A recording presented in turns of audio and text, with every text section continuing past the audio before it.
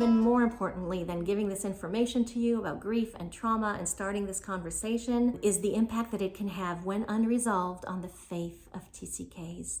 Again, it is not a majority of them, but I have seen too many TCKs actually reject faith, reject God, because of so much accumulated darkness in their lives that we as a more mature community of adults might carelessly attribute to their maker, that he is okay with these things happening to you because mom and dad are in his service. So nothing happens to us that doesn't filter through the hands of God, right? These easy statements we make that might actually be biblically true, but that to the ears of a young, traumatized, or sad, or broken child come across as he is the instigator or even the inflictor of the pain that I am suffering from. We need to get so much better at discussing these things with children.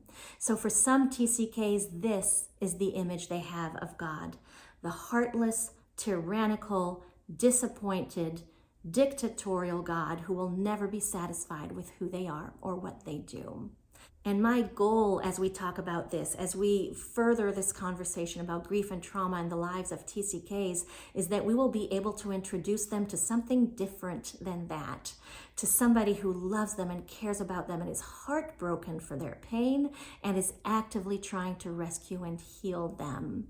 I saw this video on Facebook a few years ago and I could not figure out why it hit me so hard until I started preparing these topics, and then I realized, oh, it's an illustration that I want to use. So I'm going to show it to you a couple times. It's only 9 seconds long. First, watch the little boy who is doing a very TCK thing. We stink at idioms, and when his coach tells him to keep his eye on the ball, he takes it very literally, but keep an eye on the coach as well.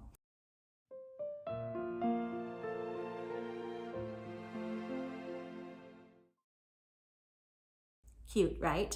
He did something wrong and the coach went, oh, you know better. We've practiced this. Why are you doing this wrong? This is that dictatorial view that some TCKs have of the big guy in charge, right?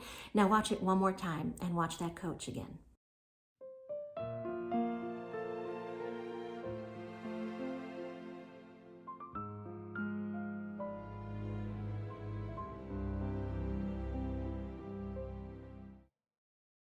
This is the God I want the TCKs I serve to meet.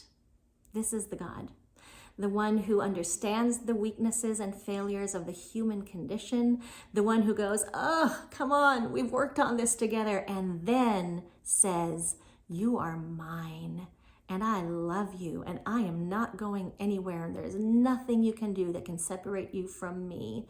And I am heartbroken for what hurts you, and I am hopeful for your future, and I will walk with you until we figure this out. So I want to put it to you today, what can we as a community and as families of TCKs, what can we do to help them to encounter that God and to diffuse some of the shoulds and the ridiculous expectations and the self-blame for hardship and loss that so many of them carry?